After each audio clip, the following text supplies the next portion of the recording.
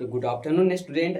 आज है संसाधन भूगोल की दूसरी क्लास, लेक्चर ये 2 है, लेसन वही लेसन 1 है, लेकिन आज की जो क्लास है ना, क्लास संख्या 2 है। इसमें हम लोग क्या करेंगे, इस क्लास में हम लोग पढ़ने वाले हैं संसाधन का जो वर्गीकरण जो बच गए थे, 2 वर्गीकरण बच गए थे, एक स्वामित्व के आधार पे, एक आपके भंडारण के, है ना। तो जो भी वर्गीकरण बच गए उसे पढ़ेंगे। उसके बाद हम लोग पढ़ेंगे कि संसाधन नियोजन क्या होते हैं, संसाधन नियोजन पढ़ेंगे आज की क्लास में हम लोग। फिर हम लोग पढ़ेंगे संसाधन का संरक्षण क्या होता है, और संसाधन का असली लक्ष्य क्या होते हैं, हमें संसाधन का कैसा उपयोग करना चाहिए ताकि भविष्य में भी वो बने रहें। अतः हम लोग सतत विकास की भी बात करेंगे आज की क्लास में। तो आज की क्लास में बेसिकली इतनी बात होने वाली है। अगर समय रहा तो हम लोग इसमें और भी कुछ ऐड करेंगे, जैसे कि मृदा वाले जो चैप्टर है आपके, वो भी इसी में मैं इस क्लास में ऐड करूँ। तो आज के कितने हैं बच्चे, सेकेंड क्लास है भूगोल की, ठीक ना। उसमें हम लोग कुछ ये सारे चीजें पढ़ेंगे। यहाँ पे देख सकते हैं आप क्या संसाधन के पहले तो वो जो पीछे का जो प्रकार बच गए हैं कुछ आधार पे वो बात करेंगे, फिर संसाधन नियोजन, संरक्षण, लक्ष्य, उपयोग, सतत विकास, और एक और क्या है, मानव संसाधन पे भी हम लोग विशेष बात करेंगे। मानव खुद भी एक संसाधन है, तो उस पे भी हम लोग विशेष अभी बातचीत करेंगे। तो हमारी क्लास मुख्यतः इन बिंदुओं पे आज केंद्रित होने वाली है। तो आप लोग समझ गए होंगे कि क्लास किस चीज पे होने वाली आज। तो स्टार्ट करते हैं। सबसे पहले हम लोग स्वामित्व के आधार पे संसाधन, है ना, स्वामित्व के आधार पे संसाधन। तो पिछली क्लास में मैंने आप लोगों को बतलाया था कि संसाधन क्या होते हैं, ठीक ना, और क्या इनके क्या प्रकार होते हैं, किस आधार पे कितने प्रकार होते हैं, सारे कुछ पिछले क्लास में हो गई थी। तो आज की क्लास में हम लोग क्या बात करने वाले, स्वामित्व के आधार पे संसाधन। तो जी स्वामित्व के आधार पे संसाधन अगर हम लोग बांटे तो मुख्यतः 4 प्रकार के होते हैं। कितने प्रकार के होते हैं, 4 प्रकार के, जिसमें से पहला आता है निजी संसाधन। पहला क्या आते हैं, निजी संसाधन। दूसरा आपके आते हैं सार्वजनिक संसाधन, इसी को सामुदायिक संसाधन भी कहते हैं।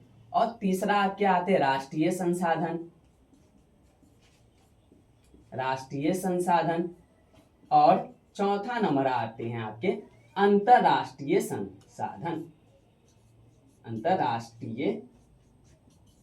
संसाधन। तो ये कुछ 4 प्रकार होते हैं आपके स्वामित्व के आधार पे। स्वामित्व कहने का मतलब होते हैं बच्चे, मालिकाना हक किसके पास है, मालिक कौन है इनके, है ना, या मालिकाना हक किसके पास है।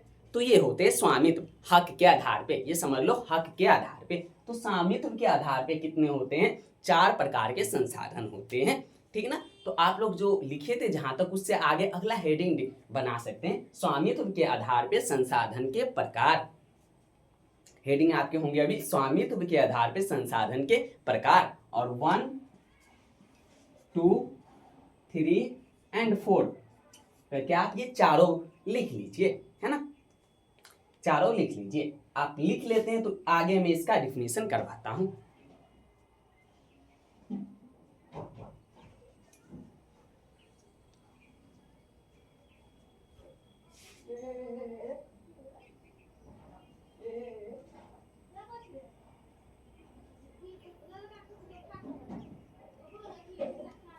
चलिए, तो अगर लिख लिए होंगे आप तो मैं इनका एक एक करके सभी का डिफिनेशन बतला देता हूं।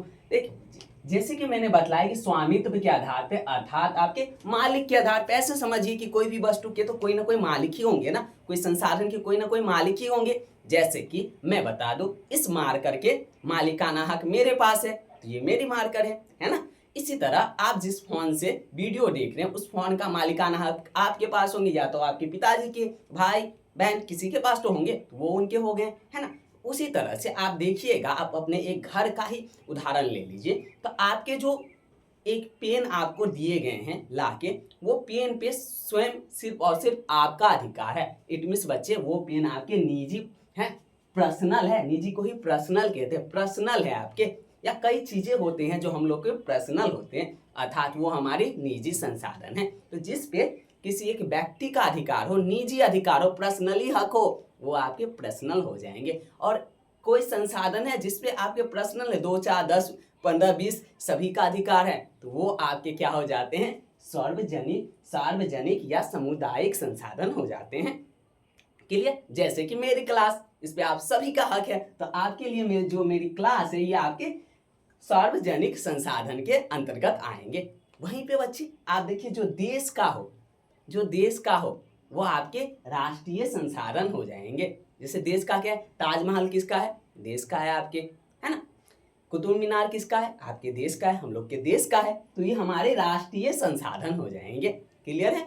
आगे चलते हैं। और कुछ ऐसे संसाधन होते हैं जो क्या होते हैं बच्चे, कुछ ऐसे संसाधन होते हैं जो बहुत ज्यादा दूर हैं, जिन पे ना तो इस देश का कंट्रोल है ना इस देश के, है ना। तो वैसे संसाधनों को हम लोग अंतर्राष्ट्रीय संसाधन घोषित कर लेते हैं कि वैसे संसाधन पे सभी देशों का अधिकार है, उसे अंतर्राष्ट्रीय संसाधन हम लोग घोषित कर देते हैं।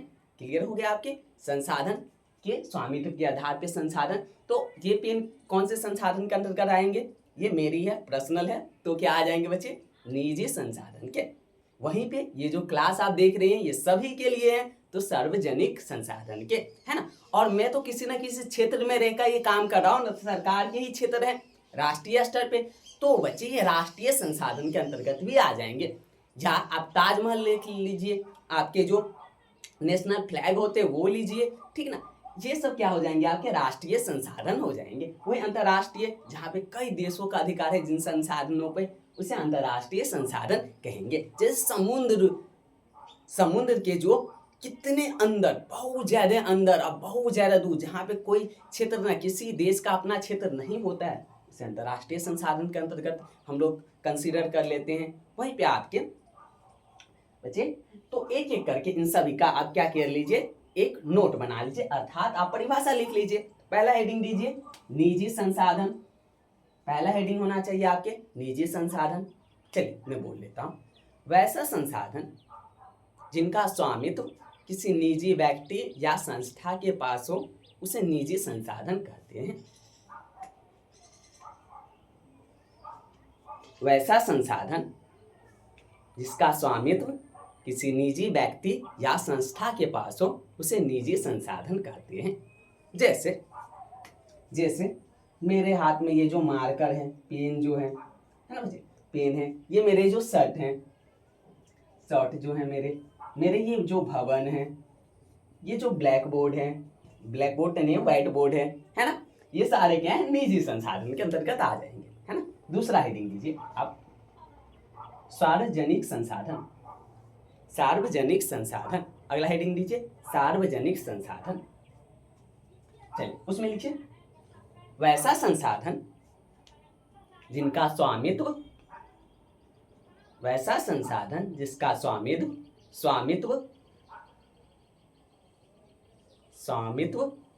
सामूहिक हो,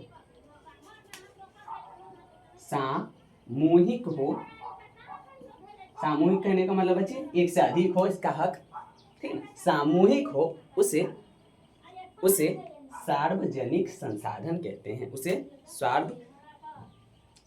सार्वजनिक संसाधन कहते हैं। उसी में लिख लीजिए पैराग्राफ चेंज करके, इसे सामुदायिक संसाधन भी कहते हैं, इसे सामुदायिक संसाधन भी कहते हैं, इसे सामुदायिक संसाधन भी कहते हैं। जैसे आप जो क्लास कर रहे हैं तो आपके क्या हो, शिक्षा हो गए, सभी का अधिकार है इस पे, है ना। जो अस्पताल होते हैं बच्चे, तो स्वास्थ्य में लिख दो, स्वास्थ्य अस्पताल, है ना, ये सभी पे क्या है, हम सभी का अधिकार है। क्लियर है? मंदिर हो गया, मस्जिद हो जाएंगे, है ना, इन सभी पर क्या है, सभी का अधिकार है, अर्थात ये क्या है, सार्वजनिक संसाधन है। ये क्या है, सार्वजनिक संसाधन है। क्लियर हो गया आप लोग को। चलिए अगले चलते हम लोग राष्ट्रीय संसाधन को। अगला हेडिंग बना लीजिए, फट से हेडिंग बना लीजिए आप लोग, राष्ट्रीय संसाधन। फट से हेडिंग बना लीजिए, राष्ट्रीय संसाधन। इनको थोड़े और विशेष रूप से बात करेंगे इन दोनों संसाधन पे। फिलहाल तो बना लीजिए, हेडिंग बना लीजिए पहले, राष्ट्रीय संसाधन। राष्ट्रीय संसाधन में लिखे बच्चे आप लोग, देखिए, वैसा संसाधन जो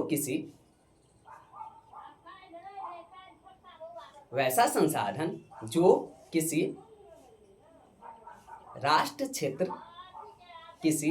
राष्ट्र क्षेत्र के अंतर्गत आते हो, किसी राष्ट्र क्षेत्र के अंतर्गत आते हो, उसे राष्ट्रीय संसाधन कहते हैं, उसे राष्ट्रीय संसाधन कहते हैं। जैसे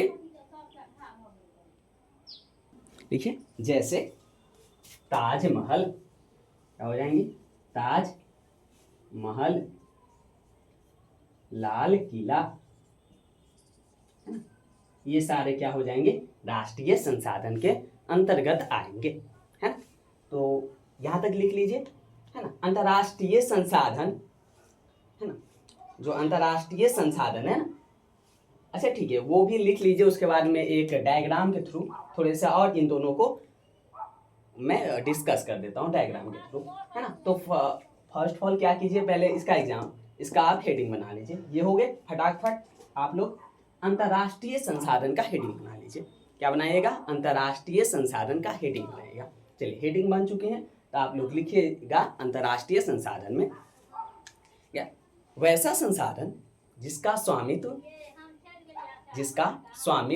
एक या एक से अधिक राष्ट्रों के पास हो, या राष्ट्र सीमा के उपरांत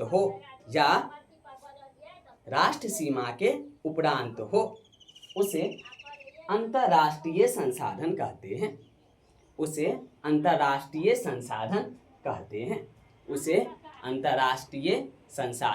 कहते हैं। हो गया, आप लोग लिख ले, उसे अंतर्राष्ट्रीय संसाधन कहते हैं। क्लियर है। आप डायग्राम के थ्रू मैं इसे और अच्छे से बतला देता हूँ। तो देखते हैं, अब इस चित्र के थ्रू हम लोग राष्ट्रीय और अंतर्राष्ट्रीय संसाधन को समझने की कोशिश करते हैं। कौन कौन से संसाधन समझेंगे इसके चित्र के थ्रू? एक तो हम समझेंगे राष्ट्रीय, है ना, एक हम लोग राष्ट्रीय संसाधन व अंतर्राष्ट्रीय, है ना। इन दोनों को इस चित्र के माध्यम से हम लोग आसानी से समझ सकते हैं, और यहाँ से एक दो ऑब्जेक्टिव भी आ जाते हैं, वो भी हो जाएंगे। और एग्जाम में अगर ये राष्ट्रीय अंतर्राष्ट्रीय पूछ लिए, आप परिभाषा के साथ ये चित्र के भी वर्णन कर दिए, मानिए बहुत अच्छे मार्क आपको मिलेंगे। चलिए हम लोग समझते हैं। पहले ये हमारे प्यारे से भारत, है ना, इंडिया, भारत, ये मेरा हम लोग के प्यारे से भारत है। अब देखो बच्चे, इसके ना कुछ क्षेत्र है, इसके जो क्षेत्र दिख रहे हैं वो क्षेत्र तो दिख रहे हैं, तो इस क्षेत्र के अंदर, ठीक ना, ये हमारे देश है भारत, तो मैं देश पे यहाँ पे शब्द लिखता हूँ राष्ट्र। ये हमारा देश कौन है? भारत। राष्ट्र क्या है? भारत। अब इसके जो क्षेत्र होंगे ना बच्चे, इसके क्षेत्र के अंदर यहाँ यहाँ यहाँ यहाँ हो जाए, यहाँ हो जाए, इधर इधर उधर, कहीं भी इस क्षेत्र के अंदर कहीं भी बच्चे, इस क्षेत्र के अंदर कहीं भी कोई संसाधन मिलेंगे ना, तो वो संसाधन क्या है, क्या कहलाएंगे? राष्ट्रीय संसाधन। तो किसी देश के सीमा के अंदर जो संसाधन होते हैं ना बच्चे, उसे कहते हैं हम लोग राष्ट्रीय संसाधन। तो इसके अंदर जो भी संसाधन होंगे वो हमारे क्या है? राष्ट्रीय संसाधन है ना। हो गया। अब देखो हमारी जो सीमा रेखा जो है बच्चे, हमारी जो ये सीमा रेखा है, इधर आपको पता है इधर कौन से है? अरब सागर है, आपको पता है। इधर क्या है आपके? बे ऑफ बंगाल है, बंगाल की खाड़ी है, और इधर आपके हिंद महासागर है। आप लोग ये भी समझते हैं, है? अब देखो यहाँ तक तो हमारी सीमा तो है। अब इधर देखो, अगर यहाँ कोई टच करे तो दूसरे देश टच करे, इधर पाकिस्तान टच करे, यहाँ से अफगानिस्तान, चीन, नेपाल, भूटान, ये सब टच करे, तो इधर जो इनके जो बाहर जो होंगे संसाधन, वो उस देश के संसाधन होंगे जिस देश में वो पड़ेंगे क्षेत्र। लेकिन यहाँ तो कोई देश नहीं है, यहाँ तो कोई देश नहीं है, यहाँ पे संसाधन होंगे, इस पर किसका अधिकार होगा। अब इसके लिए क्या किए गए बच्चे, इसके लिए कुछ रूल बनाए गए। इसके लिए क्या बनाए गए, कुछ रूल बनाए गए। तो आपको पता है संयुक्त राष्ट्र संघ के द्वारा, ठीक, सागर कानून बनाए गए। कुछ क्या कहे गए, सागर कानून बनाए गए, सी लॉ बनाए गए, है ना। सी लॉ क्या होते हैं बच्चे, सागर कानून बनाए गए, ठीक ना। ये सागर पे कुछ कानून बनाए गए, उस कानून को मैं आपको समझाता हूँ, फिर आप बेफिक्र राष्ट्रीय अंतर्राष्ट्रीय संसाधन के विषय में समझ जाएंगे। क्लियर। अब देखिए क्या रूल बनाए गए, सी रूल क्या है, या सी लॉ या सी रूल में बात करूं, ये क्या है, एक बोलते हैं कि देखो किसी भी देश है ना, कोई भी राष्ट्र है, इनके 200 किलोमीटर तक ना, जितनी भी 200 किलोमीटर तक जो क्षेत्र पड़ेगा ना, वो उसके राष्ट्रीय संसाधन के अंतर्गत ही होंगे। कहने का मतलब हमारे देश के बॉर्डर से, हमारे देश के इस बॉर्डर से, कौन से, सागर सीमा बच्चे, स्थलीय सीमा नहीं, सागरीय सीमा, ध्यान रखिएगा, सागरीय सीमा, मैं इधर लिख भी दे रहा हूं, सागरीय सीमा, किसी राष्ट्र के सागरीय सीमा के 200 किलोमीटर के अंदर में ना, मान लो यहाँ पे क्या है, 200 किलोमीटर है, ये जो रेखा मैंने खींची ये क्या है, 200 किलोमीटर है। तो इस 200 किलोमीटर में ना, इस देखो मैंने दूसरे कलर का यूज कर लिया ताकि आप लोग को और अच्छे से समझे। ये 200 किलोमीटर में ना, जो भी चीज, जो भी संसाधन मिलेंगे वो राष्ट्रीय संसाधन हो जाएंगे। ये 200 किलोमीटर के क्षेत्र क्या कहलाएंगे, राष्ट्रीय। और 200 सेंटीमीटर के बाद का क्षेत्र क्या कहलाएंगे, अंतरराष्ट्रीय। 200 सेंटीमीटर के बाद के क्षेत्र को क्या बोलेंगे हम लोग, अंतरराष्ट्रीय। क्लियर हो गए। तो पूछे जाते हैं एग्जाम में कि कितने किलोमीटर के उपरांत का क्षेत्र अंतरराष्ट्रीय संसाधन के अंतर्गत आते हैं, तो आपके 200 किलोमीटर। और ये डायग्राम समझिए, राष्ट्रीय संसाधन, ये भी क्या होंगे आपके, राष्ट्रीय संसाधन होंगे, ये भी आपके राष्ट्रीय संसाधन होंगे। और इसके जो उपरांत 200 किलोमीटर के उपरांत जो रहेंगे उसे अंतरराष्ट्रीय। तो यहाँ पे अगर कोई चीज मिल रहा है तो बस भारत का ही नहीं है इस पे अधिकार, बाकी देशों का भी इस पे अधिकार है, समान अधिकार है। अब ये नहीं समझ सर ना, तो नेपाल नहीं है, नेपाल का अधिकार है, बिल्कुल होगा। ऐसे नहीं समझना है कि कोई देश जिसके पास समुद्र सीमा नहीं है उसका अधिकार नहीं होता है, नहीं, ये गलत है। सभी का अधिकार होता है 200 सेंटीमीटर के बाद, सेंटीमीटर में बार किलोमीटर, 200 किलोमीटर के बाद की सीमा रेखा में। क्लियर हो गए। तो राष्ट्रीय संसाधन भी समझिए आप, अंतरराष्ट्रीय। अगर चित्र तो बना सकते तो बना सकते, ये चित्र मैं तो यहाँ पे बना लियो। तो ये आपके इंटरनेशनल जो रूल है या लॉ है उसके अकॉर्डिंग ये है। इसलिए राष्ट्रीय संसाधन और अंतरराष्ट्रीय संसाधन कुछ इस प्रकार है। फिर से एक बार डिस्क्राइब कर दूं तो क्या होते हैं राष्ट्रीय संसाधन, वैसे संसाधन। तो मैं एक बार फिर से आपको राष्ट्रीय और अंतरराष्ट्रीय संसाधन को की विवेचना कर दूं, उनके बारे में उल्लेख कर दूं, तो क्या होंगे मेरे पास शब्द, वैसे संसाधन जो किसी राष्ट्र के सीमा के अंदर और सागर 200 किलोमीटर सागरीय सीमा के अंदर पाए जाने वाले संसाधन को राष्ट्रीय संसाधन, और 200 किलोमीटर सीमा के उपरांत बाद जो भी संसाधन मिलेंगे वो उस देश का अंतरराष्ट्रीय संसाधन कहलाएंगे। क्लियर हो गया आपके राष्ट्रीय और अंतरराष्ट्रीय संसाधन। तो मुझे बतलाइए अंतरराष्ट्रीय संसाधन के लिए सीमा रेखा क्या है, इसके लिए सीमा रेखा 200 किलोमीटर, याद रखिएगा एग्जाम में पूछे जाते हैं 200 किलोमीटर। क्लियर हो गया आपके, ठीक ना। गहराई में भी ज्यादातर जाए तो वहां पे वैसे ही कुछ मिलेंगे आपको। तो ये क्लियर हो गया आपके। आगे चले हम लोग। तो हमने जो संसाधन के जो थे वर्गीकरण उसे कंप्लीट कर लिया। अब चलेंगे हम किधर चलेंगे हम लोग, संसाधन नियोजन, संसाधन संरक्षण, सतत विकास, इनके ओर चलते हैं हम लोग, बढ़ते हैं इनकी ओर, ठीक ना। इसे चित्र आप बना सकते हैं। तो अगला टॉपिक हम लोग के पास क्या है, संसाधन नियोजन व संसाधन संरक्षण। तो हम लोग समझेंगे कि संसाधन नियोजन क्या होते हैं, संसाधन संरक्षण क्या होते हैं, अर्थात आपके रिसोर्स का प्लानिंग क्या होते हैं, आपका इसका प्लानिंग क्या है हम लोग रखेंगे, या संसाधन की क्या करेंगे बच्चे, प्रोटेक्शन कैसे करेंगे, इस पे हम लोग बात करेंगे अभी। तो पहला तो है हम लोग के पास शब्द क्या है, संसाधन नियोजन। तो पहले समझते बच्चे, संसाधन तो आप लोग ऑलरेडी समझ चुके हैं क्लासों में। तो अब आपके पास क्या है, नियोजन समझने की बात, कि नियोजन होते क्या है, ठीक है ना, नियोजन होते क्या है। तो ऐसे शब्द देख के आपको समझना है सर नियोजन होते क्या है। अगर मैं थोड़े से इंग्लिश शब्द का उपयोग कर दूं ना यहाँ, तो फट से बच्चे थोड़े से क्या कर लेंगे, सोचना स्टार्ट कर लेंगे। बच्चे इस नियोजन को कहते हैं प्लानिंग। कहीं घूमने जाते हैं हम लोग, प्लानिंग करते हैं विशेष कि हाँ पहले इधर जाने उधर जाने, ये खाने वो खाने करते हैं हम लोग। ठीक उसी तरह संसाधन के लिए भी कुछ प्लानिंग होनी चाहिए ना, कि क्या करें संसाधनों का। अब संसाधन मिले हैं तो इसका ये मतलब तो नहीं है कि पूरा खत्म ही कर दिया जाए, ऐसी भी बात नहीं है। या संसाधन मिले तो उसे बर्बाद करें, ये तो अच्छी बात नहीं होंगे संसाधन के, है ना।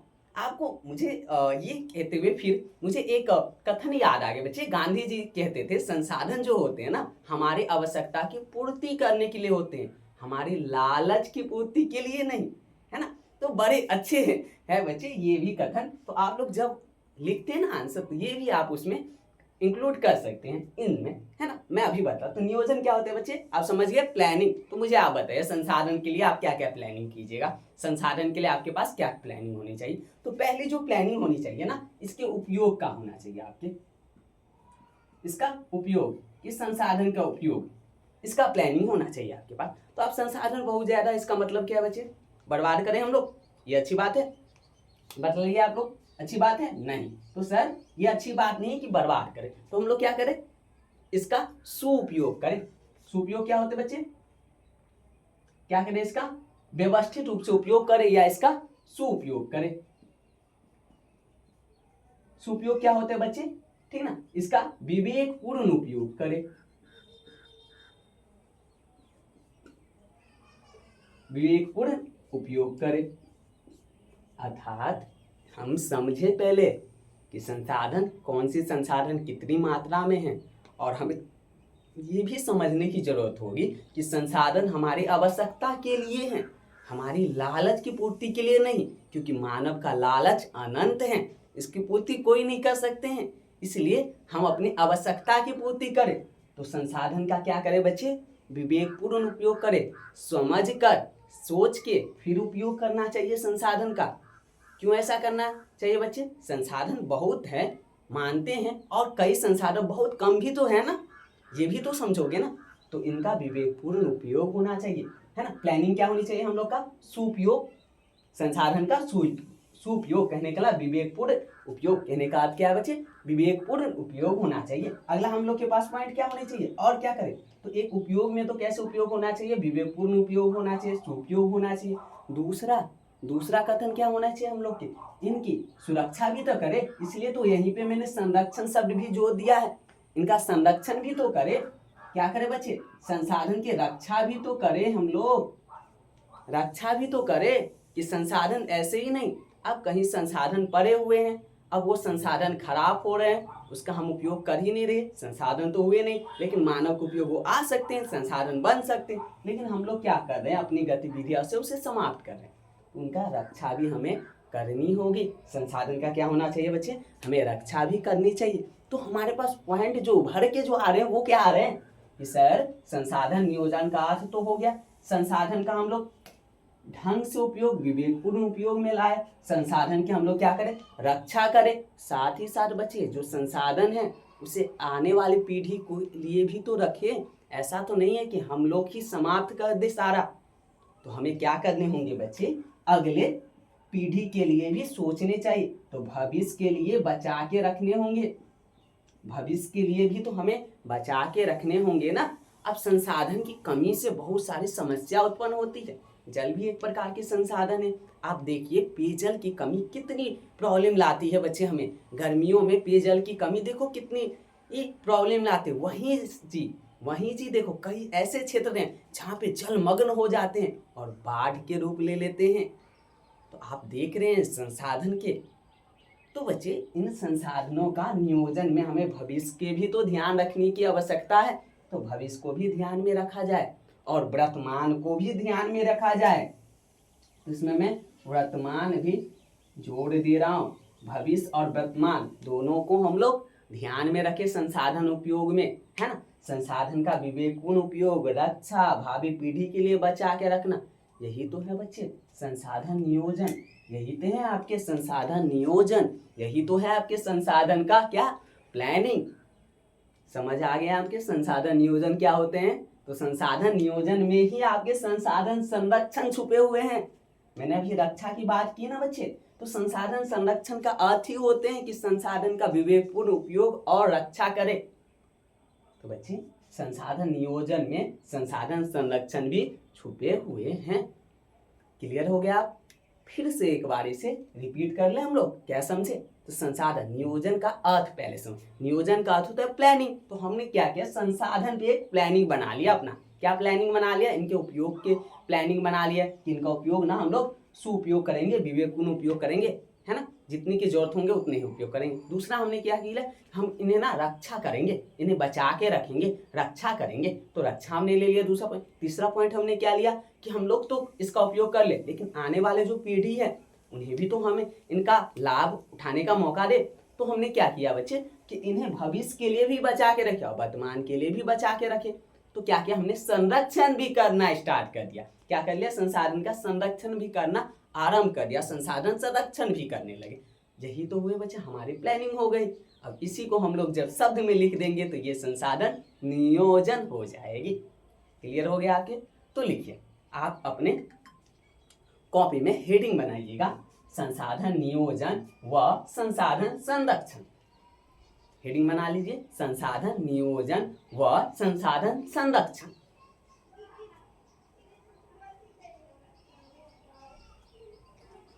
अगर आपने हेडिंग बना लिया तो उसमें लिखना स्टार्ट कीजिए। फिर लिखिएगा संसाधन नियोजन का अर्थ, संसाधन नियोजन का अर्थ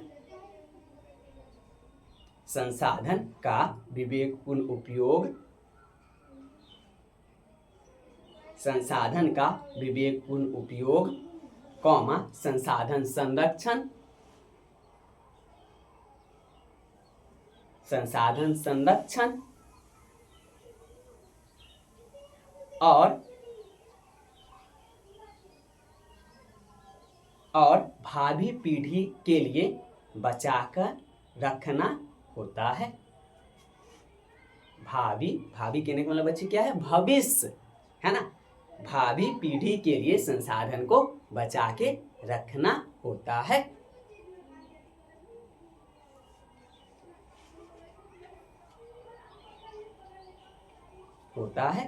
हो गया आपके क्लियर।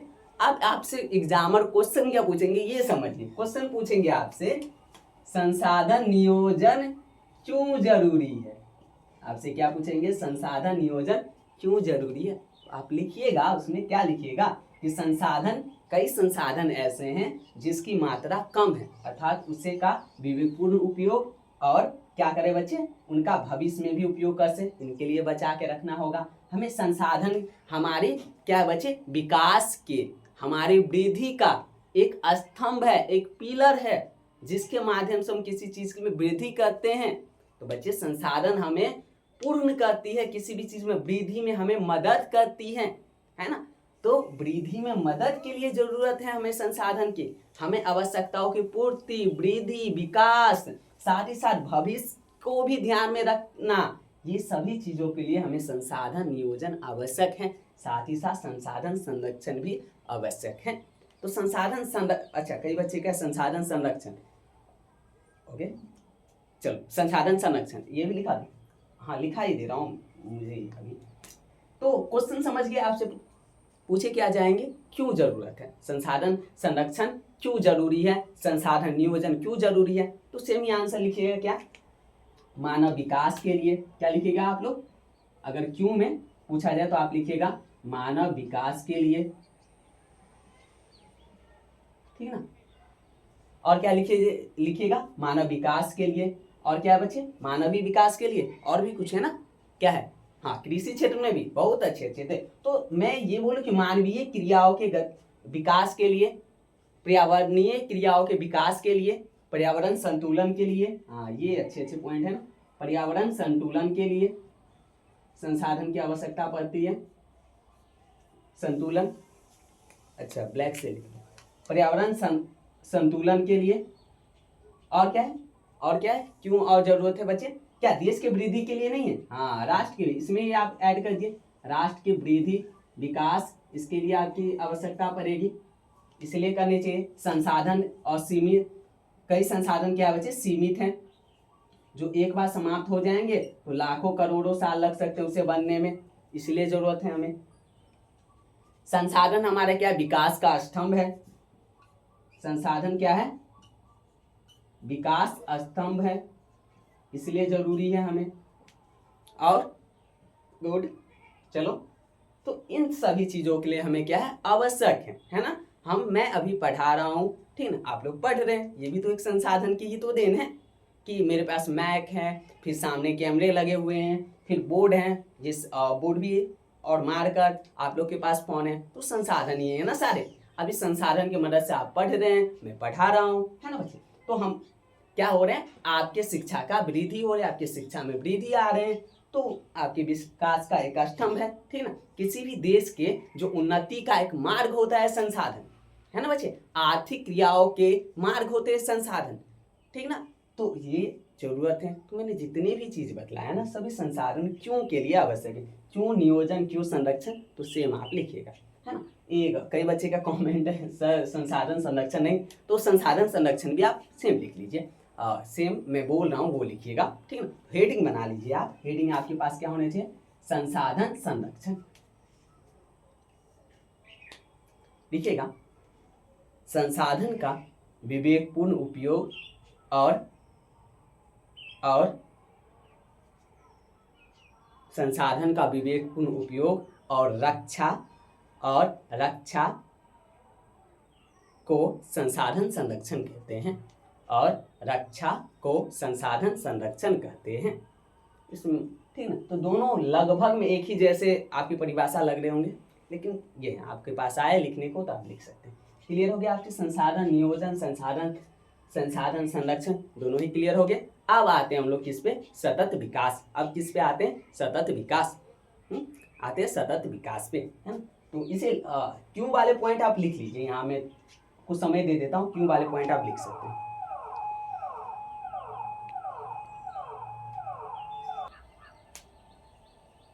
तो क्या है हम लोग के पास, सतत विकास व समपोषीय विकास, है ना। तो ये एक टॉपिक है आपके, सतत विकास और क्या है समपोषीय विकास, है ना। दोनों एक ही होते हैं, इसलिए मैंने साथ में ऐसे लिख दिया, है ना। तो समझते हैं पहले सतत विकास, क्लियर है, हम लोग समझते हैं पहले सतत विकास, है ना बच्चे। सतत विकास इसका अर्थ क्या होते हैं, तो क्या होते हैं इसका अर्थ क्या होते हैं बच्चे। तो सतत विकास का अर्थ होते हैं कि विकास तो कीजिए आप संसाधन के साथ, लेकिन ऐसा विकास कीजिए कि हमारी वजह से अभी के वर्तमान की स्थिति में हम लोग अपनी आवश्यकता को देखते हुए, वर्तमान की आवश्यकता को देखते हुए ऐसे विकास करें कि भविष्य में भी किसी को प्रॉब्लम ना हो। क्या हो बच्चे, भविष्य की आवश्यकता को भी हम लोग ध्यान में रख के क्या करें, विकास की प्रणाली को अपनाएं, साथ ही साथ पर्यावरण को भी ध्यान में रखें, उससे बोलते हैं हम लोग सतत विकास। इसे क्या बोलते हैं हम लोग, सतत विकास। तो पहले इसके पृष्ठभूमि समझते हैं, ये सतत विकास शब्द कैसे आए और इनके पीछे क्या कारण थे, इसे समझते हैं। तो बात इतनी क्या बच्चे, तो बात है आपके, एक मिनट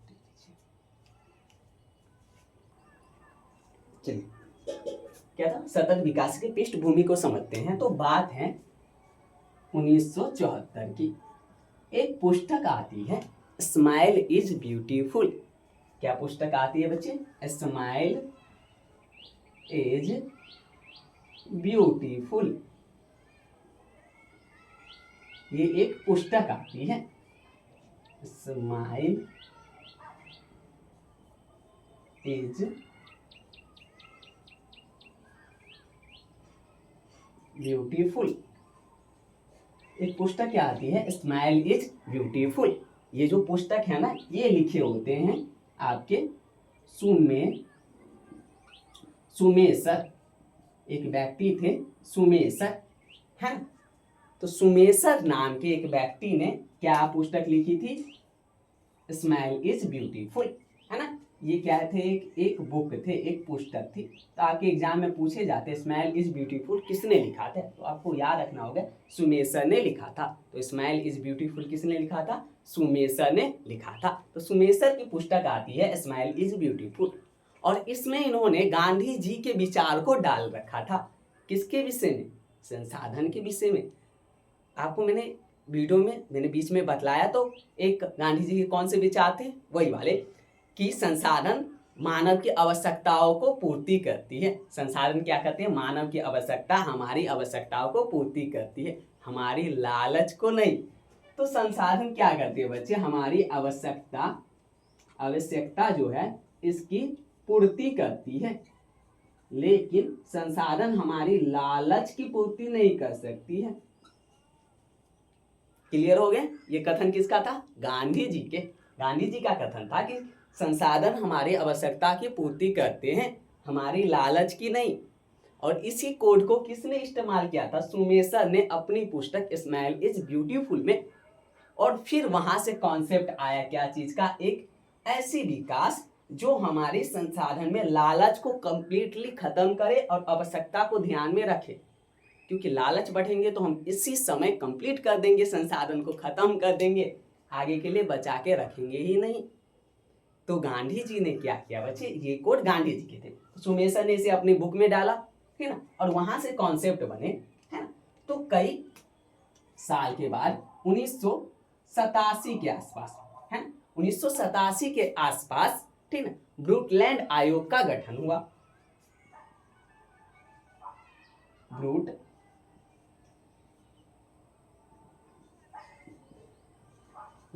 आयोग, तो ब्रूटलैंड आयोग का गठन हुआ। तो 1987 में क्या हुआ जी, ब्रूटलैंड आयोग का गठन हुआ। 1987 में ब्रूटलैंड आयोग बनाए गए, और इसने अपनी रिपोर्ट दी, इन्होंने क्या की, रिपोर्ट दी। इनका रिपोर्ट का नाम था आवर कॉमन फ्यूचर। क्या नाम था, आवर कॉमन फ्यूचर। ये इनकी रिपोर्ट का नाम था, आवर कॉमन फ्यूचर। और उसी रिपोर्ट में क्या थे बच्चे, सतत विकास का वर्णन किया गया था। रिपोर्ट का नाम क्या था, आवर कॉमन फ्यूचर। ये क्या था, आपके रिपोर्ट का नाम था। उस रिपोर्ट का क्या नाम था, आवर कॉमन फ्यूचर। और इसी रिपोर्ट में किसके बारे में वर्णन मिलता है हमें, इसी रिपोर्ट में वर्णन मिलता है हमें सतत विकास के बारे में। इसी रिपोर्ट में हमें जिक्र मिलता है, वर्णन मिलता है सतत विकास के बारे में। क्लियर है। इसी रिपोर्ट में क्या जिक्र मिलते हैं हमें, सतत विकास के बारे में। क्लियर है आपके, इसी रिपोर्ट में हमें मिलते हैं। तो फिर वे एक बात समझ लीजिए, एक आपके क्या था, सतत विकास। तो 1974 ईस्वी में, कब, 1974 ईस्वी में स्माइल इज ब्यूटीफुल नाम के एक पुस्तक आई थी, एक बुक आई थी, जिसे सुमेश्वर ने लिखा था, ठीक ना। जिसमें उन्होंने गांधी जी के ये वाले जो कोड है, इसे उन्होंने कोड किया हुआ था। ये जो कथन है गांधी जी की, कौन से, गांधी जी के ये जो कथन है, कौन से कथन है, संसाधन हमारी आवश्यकता की पूर्ति करती है, हमारी लालच की नहीं। इसी को कोड किया था सुमेश्वर ने अपनी पुस्तक में। और इसे देखते हुए 1987 में एक आयोग गठन किए गए, कौन से, ब्रूटलैंड आयोग। इन्होंने अपनी रिपोर्ट दी, उनका रिपोर्ट का नाम था आवर कॉमन फ्यूचर। इसी रिपोर्ट में सबसे पहले सतत विकास शब्द का वर्णन मिलता है। क्लियर हो गया। तो आप सबसे पहले इसे नोट कर लीजिए, उसके बाद में सतत विकास लिखवा देता हूं, है ना। पहले इसे नोट कीजिए। तो अगर आपने, अच्छा यहाँ दिख नहीं रहा, तो आप 1987 1987 अब दिख रहे हैं 1987 में ये आयोग आया था, ब्रूटलैंड आयोग, है ना बच्चे। इसमें ये हो गया, आप इतना अगर लिख लिए हैं, ठीक है ना, इंपॉर्टेंट है आपके लिए ये। स्माइल इज ब्यूटीफुल सुमेश्वर ने लिखा था, ठीक है ना, सुमेश्वर ने लिखा था, उनकी बुक 1974 में आई थी। रिपोर्ट जो है आवर कॉमन फ्यूचर, इनके लिए जो आयोग बने थे ब्रूटलैंड आयोग, जो 1987 में बने थे। और इन्हीं में सबसे पहले सतत विकास के हमें क्या मिलते हैं, वर्णन मिलते हैं, है ना बच्चे, वर्णन मिलते हैं। तो सतत विकास व संपोषीय विकास, आप हेडिंग बनाइए, मैं इसकी परिभाषा करवा देता हूँ, ठीक है ना। हेडिंग बन चुके हैं तो आप लोग लिखिएगा, सतत विकास व संपोषीय विकास, ये हेडिंग था। बन चुके हैं हेडिंग? अगर हेडिंग बन चुके हैं तो उसमें लिखिएगा विकास के वैसे चरण जिसमें भावी पीढ़ी की आवश्यकता को ध्यान में रखते हुए तथा पर्यावरण को बिना क्षति पहुंचाए किए गए विकास को सतत विकास कहते हैं। इसे ही संपोषीय विकास कहते हैं। क्लियर हो गया आपके? क्लियर हो गए सारे? ठीक, फिर से रिपीट कर दूं, फिर से समझ लीजिए, है ना, जिस बच्चे का छूट गया वो भी।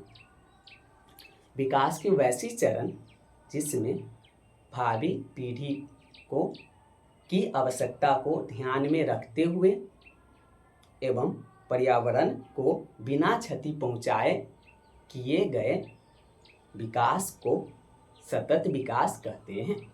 इसे ही संपोषीय विकास भी कहते हैं। क्लियर हो गए? अब इसके लिए अंतर्राष्ट्रीय कुछ क्या हुए थे, समझौते सब हुए थे, जैसे रियो डी जेनेवा आपने सुना होगा। तो कुछ समझौते हैं, 2-3 हैं, उसको भी हम लोग कर लेते हैं फटाफट इसी के साथ। क्लियर है आपके? इसे नोट किए हैं तो बहुत अच्छी बात है। इसी के साथ हम लोग तो देखेंगे रियो डी जेनेवा में ना क्या हुए थे बच्चे, 1992 में क्या हुए थे, प्रथम पृथ्वी सम्मेलन हुए थे। क्या हुए थे? प्रथम पृथ्वी सम्मेलन, पृथ्वी सम्मेलन। अब इसे प्रथम पृथ्वी सम्मेलन क्यों कहा गया इसे समझते हैं हम लोग, या पृथ्वी सम्मेलन क्यों नाम दिए गए ये समझते हैं। तो रियो डी जेनेवा में, ठीक ना, पर्यावरण को ध्यान में रखते हुए संसाधन के विकास के विषय में तर्क दिए जा रहे थे। उसी तर्क में दिया गया कि इसे हमें संसाधन के विकास में पर्यावरण को भी सम्मिलित करने की आवश्यकता है। हमें संसाधन के विकास में क्या करने चाहिए बच्चे, पर्यावरण को नहीं छोड़ना चाहिए। तो ये पर्यावरण पे होने वाली प्रथम क्या थे बच्चे, सम्मेलन थे, जिस कारण से इनका नाम प्रथम पृथ्वी सम्मेलन हुआ। फिर पर्यावरण पे बात करने के लिए 1992 है, 97 में द्वितीय सेकेंड में लिख दो इससे अच्छे, सेकेंड पृथ्वी सम्मेलन हुए।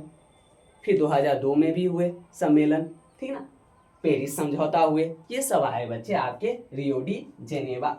ये सब क्या आए बच्चे आपके, संसाधन में पर्यावरण को ऐड किए, जलवायु परिवर्तन को ऐड किए, और ये सब हुए। और रियो डी जेनेवा में एक काम और हुए थे, इसमें आयोजन किए गए, ठीक ना, या अनाउंसमेंट किए गए, मैं अनाउंसमेंट बोलूँ तो ज्यादा अच्छे, तो घोषणा किए गए। रियो डी जेनेवा में प्रथम पृथ्वी सम्मेलन में घोषणा की गई कि 5 जून को अंतर्राष्ट्रीय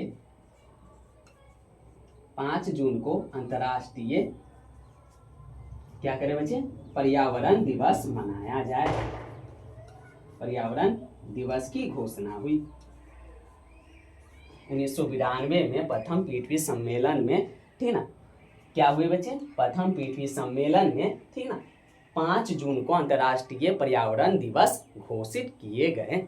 और उस वर्ष से फिलहाल अभी तक और आने वाले भी समय में मुझे लग रहे हैं 5 जून को, है ना, लग क्या रहे होंगे ही, तो उस दिन से, है ना, आने वाले हर वर्ष 5 जून को अंतर्राष्ट्रीय पर्यावरण दिवस मनाए जाने लगे। तो ये कुछ थी आपके कुछ जुड़ी हुई उनसे बातें, है ना।